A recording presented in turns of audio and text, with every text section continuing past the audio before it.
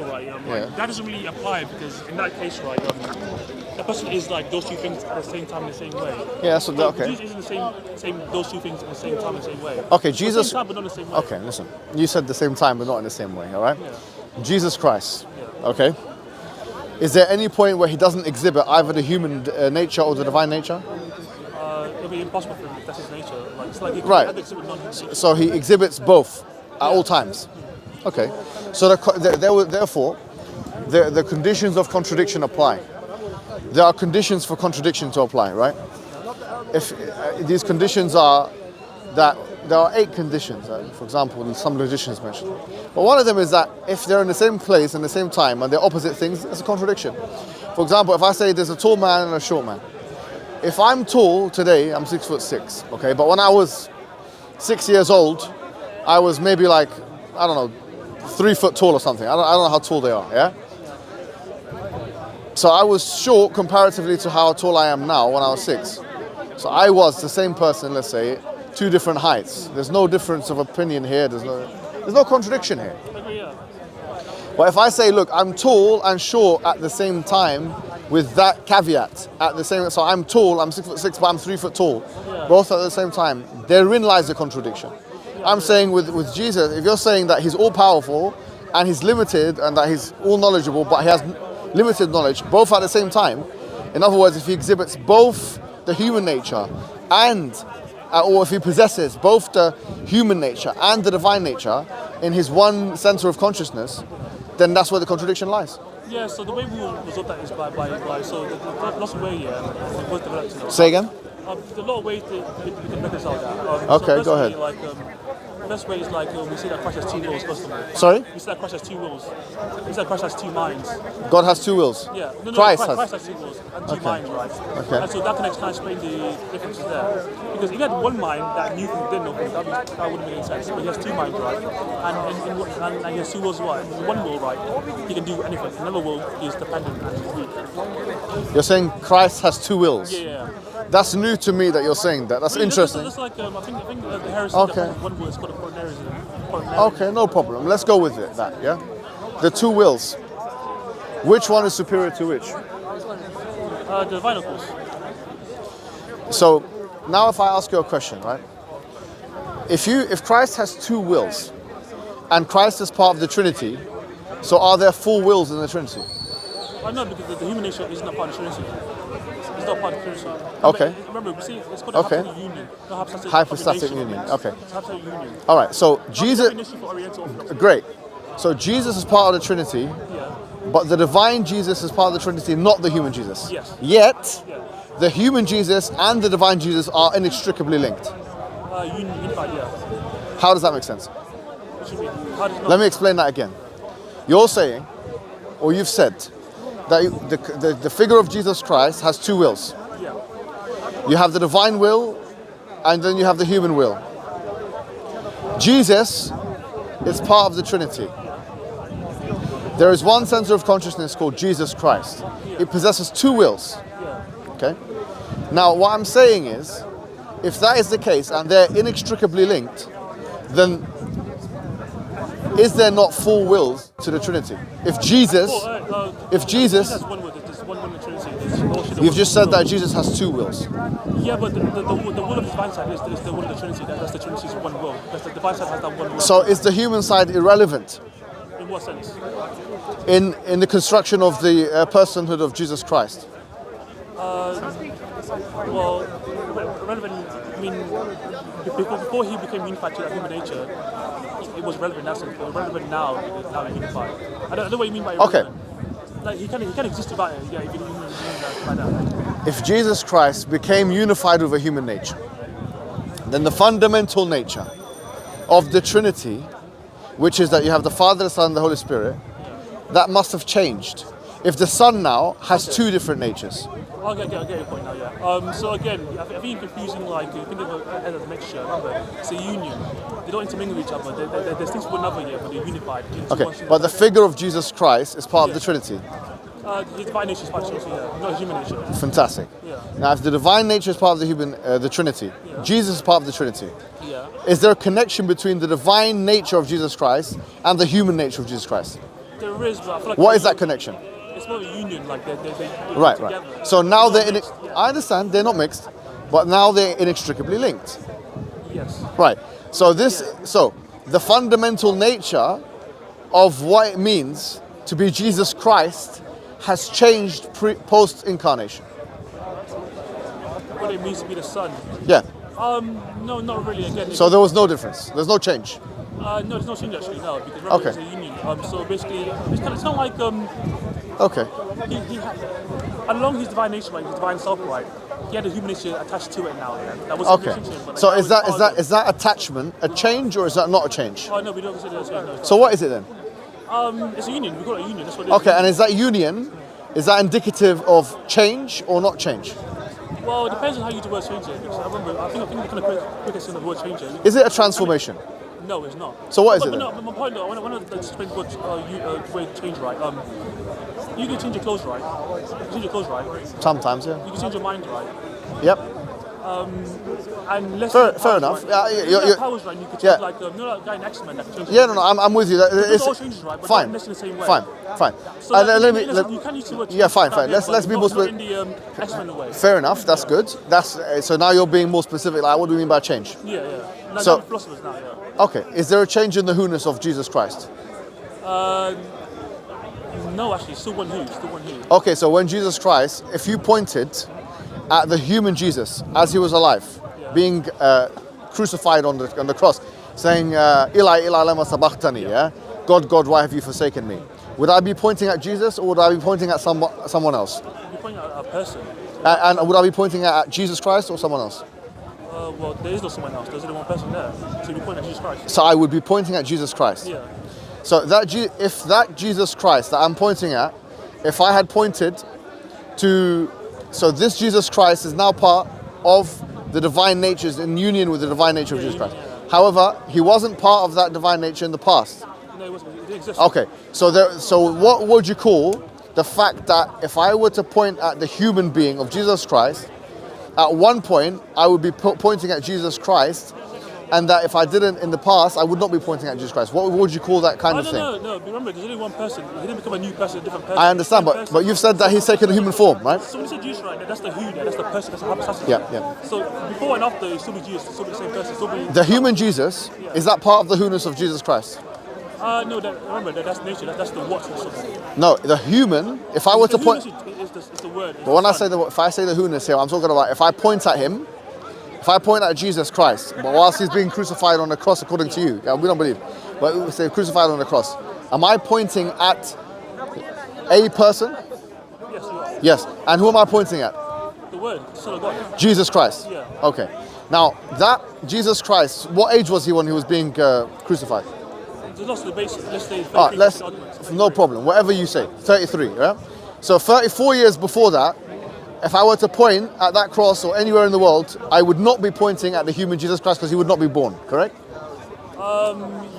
He wasn't called Jesus Christ yet, but he'll still be the word. Still be the same. No, but the human Jesus Christ was not born 34 years before that in the moment. I mean, I think it'd be this way, like, let's say you go to work, right? You wear a policeman costume, right? And I say you're a policeman, right? But earlier you wasn't a policeman. Does that mean you changed or just like? Yes, it does.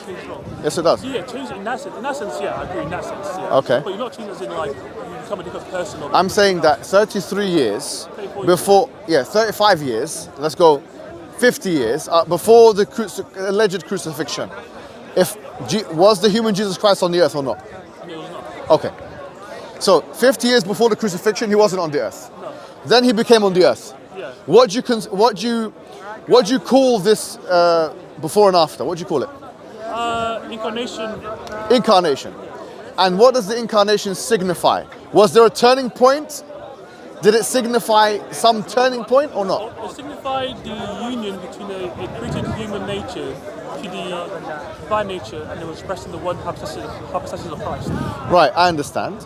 And that change that took place before and It after. wasn't a fundamental change. It wasn't an eternal change. It wasn't a nature change. More so like this more so like an expression. Compositional change.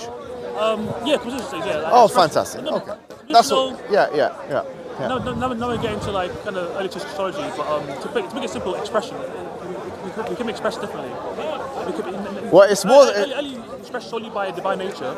No, but after the incarnation, it can be expressed through a human and divine nature. It's not just expression, Yeah. because if I were to point at the Jesus Christ 35 years after that point, or when he was on the cross, say, if I were to point at him, I'd be pointing at, if I say, who's that? Would that be an unintelligible proposition? If there was someone on the cross, Yeah. I'd say, who's that? And if, Word of God, Jesus Christ. yeah, great. So you would answer it. Yeah. Good. So the who-ness of Jesus can be expressed in a different way. Define who-ness. When you say who, right, you're talking about the person or the nature. Who- Because the person didn't change. The person was same before and after. That's what I'm saying. What has What I'm saying here is The that what was changed. no. I'm talking about the person. I am actually Oh talking yeah, about. so yeah, same. Before we just call. Well, here's what I'm saying. That's why I'm debating with you right now. Yeah. Because I'm saying that if I were to say, if the Jesus Christ was there, and I were to point at him and I say, who's that? Or someone said, who's that? And he pointed at him and he was alive, walking on the earth. I'm saying, is that an unintelligible question, or is it an intelligible question? Intelligible question, yeah. It's an intelligible question. Yeah. And can it be answered? Of course, yeah. Yes. Now, would that answer be the same when he was alive versus before he was born, or would it be different?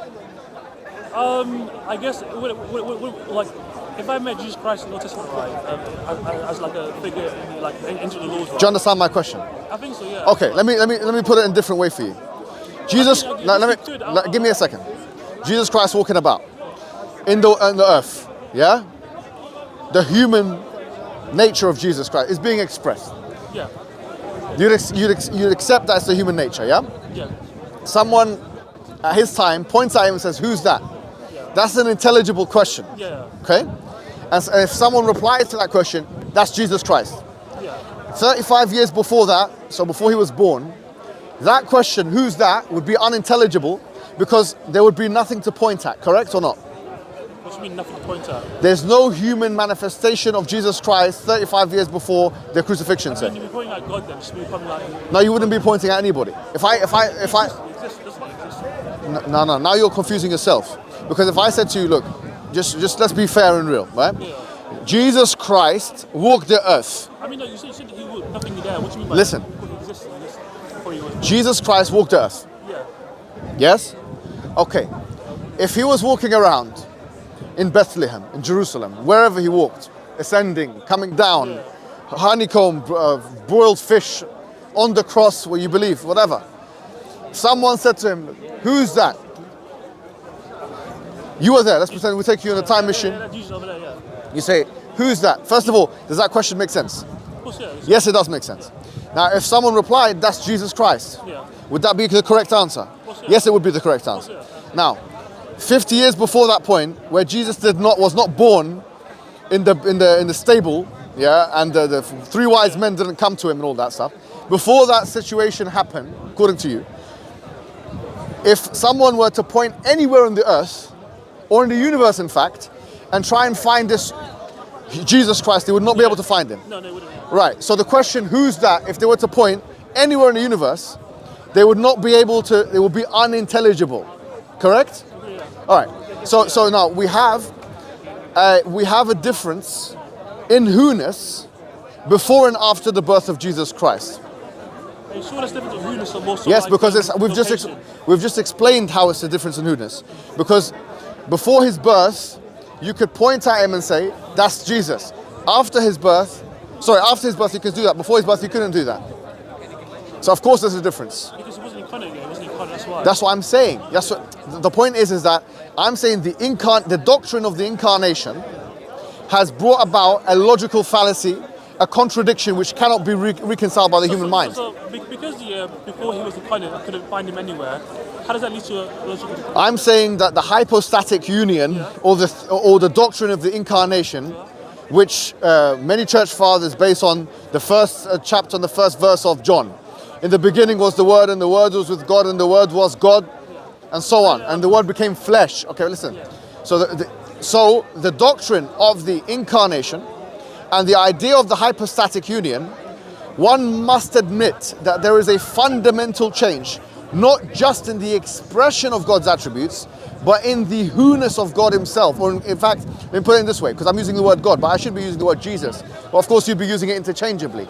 I say, look, Jesus Christ, before and after the hypostatic union, were two different. You could express the who-ness in two different ways.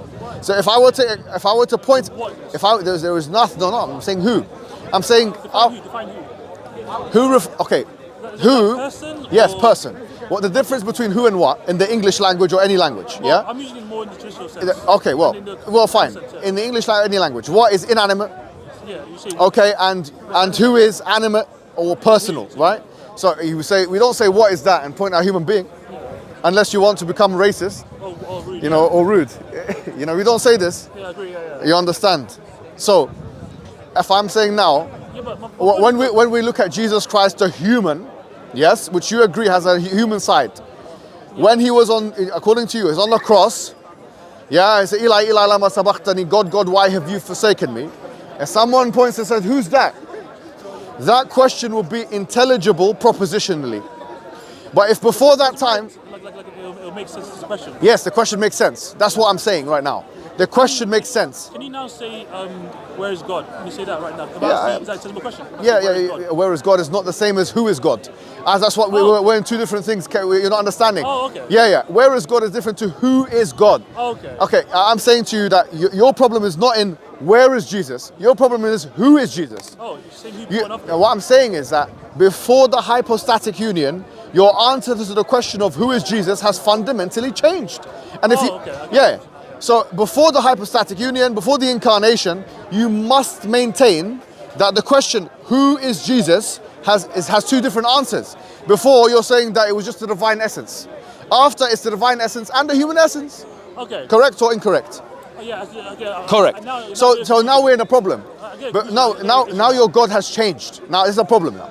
Because your God has now a human element, has anthropomorphized, has humanized. Do you understand the problem here? So, and the contradiction lies in the following. How can God change on a level which causes impossibility? It's not just any level. It's the fact that God is changing and he has two sets of attributes which are contradictory with one another. On the one hand, he's all powerful. On the other hand, he's limited. He can be whipped and spat at and, go to the toilet and don't know what the fig trees and all that. So it doesn't make sense. That's why it's an affront to common sense. That's why it's obscene to the logical process. Okay, yeah. I must say this. I'm going to get your point now, yeah. So, going back to the whole who-ness, right? The who-ness before and after changed, right? Yes. I mean, tell back. The who-ness before and after was the same. The same who before. No, it wasn't the same. No, it wasn't the same. As I said to you before, now before and after the hypostatic union, the incarnation, whatever. If you're saying that there was a union between the two natures of Jesus Christ, the human nature and the divine nature, before the word became flesh, okay? Before the hypostatic, before anything you want, you cannot maintain that God had or Jesus had both those natures. So he has a new nature now, N-E-W, which means it wasn't there before. Which means now if I were to point out Jesus, say who's Jesus? Jesus, the divine one, do you want, or do you want the human one? We have two Jesus now.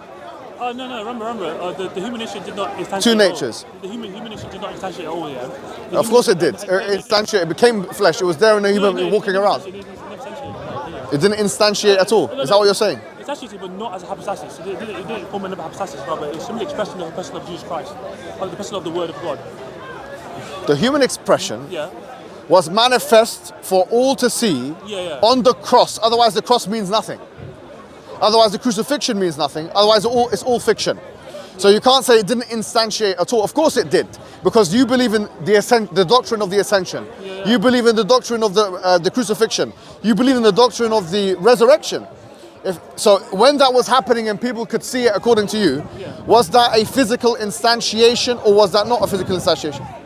So when I say instantiation, right, what I mean though, so for us, right, the abstract would be the nature, right, and the concrete would be the person hypostasis there. It didn't concretize into an actual hypostasis as a person to Christ. There's still one person there, but now he just had another expression there. He had a human flesh expression and a divine expression alongside each other. You're using the word expression to try and run away from the fact that the who-ness of God, according to you, the who-ness of Jesus Christ, fundamentally. So look, if Jesus Christ is God, do you believe he's God? Of course, yeah. Yes.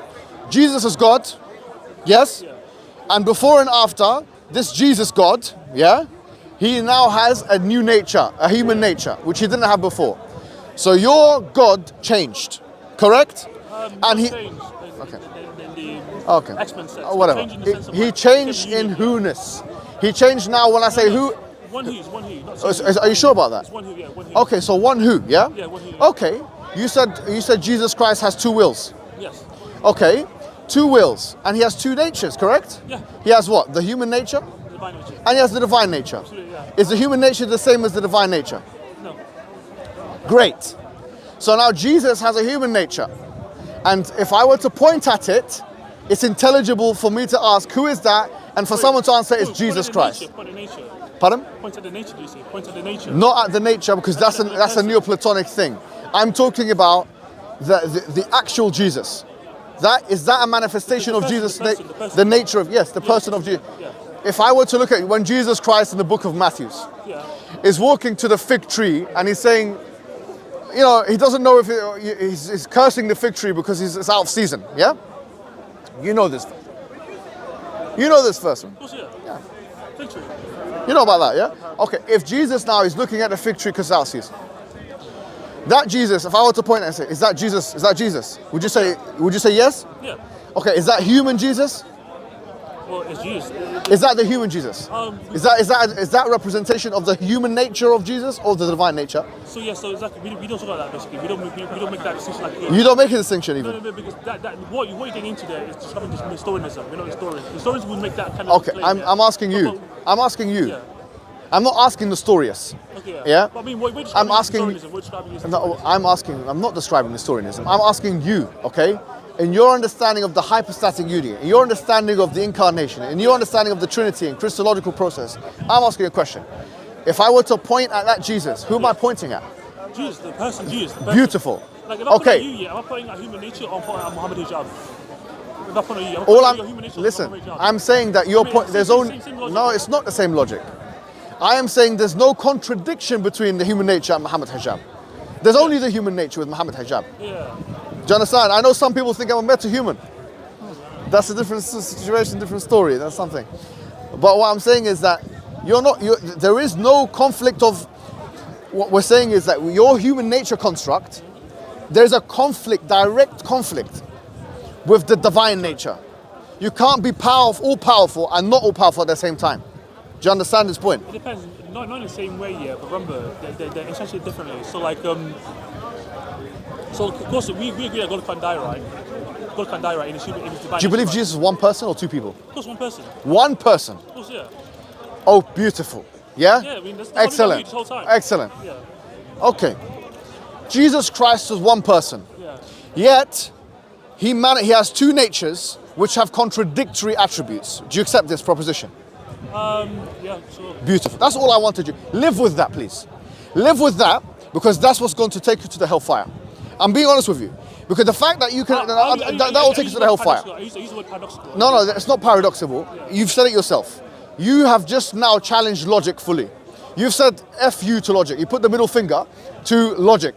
If I use the same reasoning that you've just used with theology in architecture or engineering or anything else, nothing. If I said to you, listen, go on a plane. Do you see that plane there? Can you see it? Yeah. Can you see it's got that flashing red light?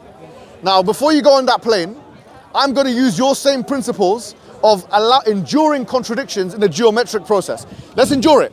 So when now the architects are putting together, let me just finish. When the architects are putting together the engine for the plane, they'll use contradictory calculations, yeah, and so on.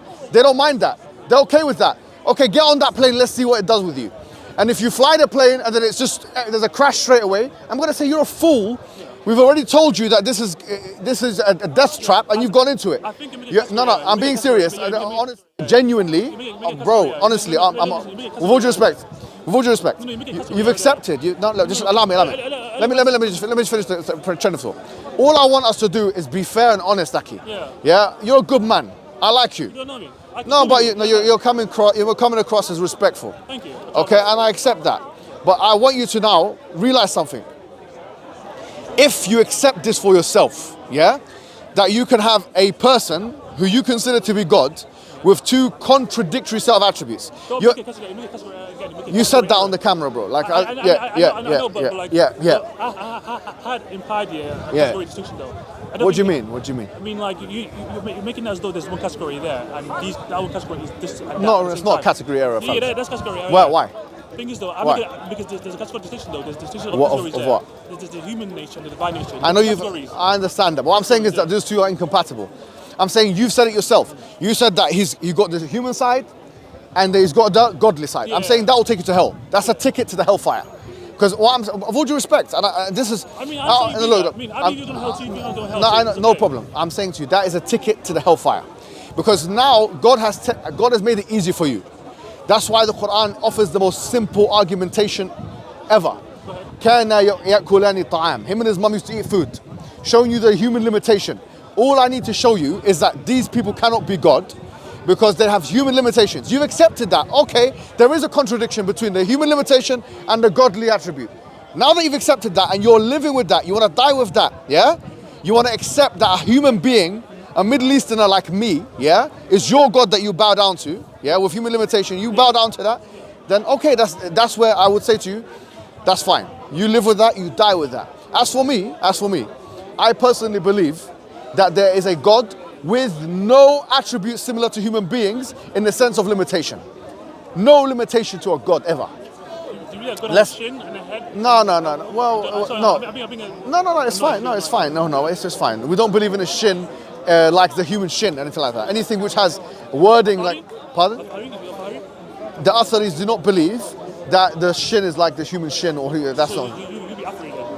That is the view of the Atharis, yeah. Is that your view? Yeah. Yeah. So I remember in your debate with David Wood, though, you mentioned how David was quoting these verses right about God having these body parts, right? You said that's stupid, right? But sorry? In your debate with David Wood, right? You mentioned when he quoted verses saying that God has body parts, right? You said to him, yeah. I can't remember what I said. Get a transcript. But what I'm telling you right now is that the view of all of the Sunni Muslims, whether they're Athari or whether they consider Ash'ari or Maturidi or whatever, no one believes that God has a human body parts. Even Ibn Taymiyyah himself, he wrote that in his books very clearly. It's a misconception. Even Western academia says this, bro. All you have to do is read John Hoover. Even if you read Wa'il Halaq, Christian, yeah? Even if you read John Hoover's he's an atheist for all I know, yeah? And so on. These individuals who write about him, they acknowledge that about him. So it's a misconception. What I'm saying to you now is clear. We do not believe in a God with limitations like that. I feel confident that if I worship such a God with no limitation, that is all powerful, all wise, all knowledgeable, that if I worship him, that he will do good by me. I don't worship a human being, I don't worship an animal, I don't worship, because in my view, if I can beat the God, if I can beat him, or I can burn him, or he's susceptible to destructibility or generatability, I don't think that's a God. Anything susceptible to generatability or destructibility is not a God. Do you know what Jesus to Peter? Pardon? After Jesus cut the ear of the God off, right? Yeah. What did you say? Sorry? When Peter cut the ear of the God, they're trying to capture Jesus, right? What did you say to Peter? Go ahead. If I wanted to, I send all my angels right and save me. Okay. He was in full control. If he wanted to be saved, he would have been saved. Yeah, well, he also said, I by my own will can do nothing. I by the finger of God. I by the finger of God cast out devils. I by the Spirit of God. The Father is greater than I. I mean, you know these verses, right? No, think about a second. Do you believe that though? When you said, I do nothing on accord, only what the Father doing, do you believe this? Do I believe what? I don't believe. Look, no. When you said, what's the question? I can do nothing of my own accord, only what the Father doing. Do you believe that? That only the God can do it on. Jesus says, I can do nothing of my own accord. I can of my own self do nothing, Only what the Father doing. Say again? Only what I see the Father doing. Only what I see the Father doing. Do you believe this? Only what I see the Father doing. Do you know this verse? No. I mean, if you're asking if I believe in it, right? I mean, like. I don't believe that what is. Let me answer your question. No, I'm not. No. Why should I? Well, why use the old? Why use the old against me? No. Because quote like what is the Bible? When I show you something else, What is the Bible? Huh? What's the Bible? A collection of books. Which ones? The 72 books, 73, 72 books. 72 books. According to whom?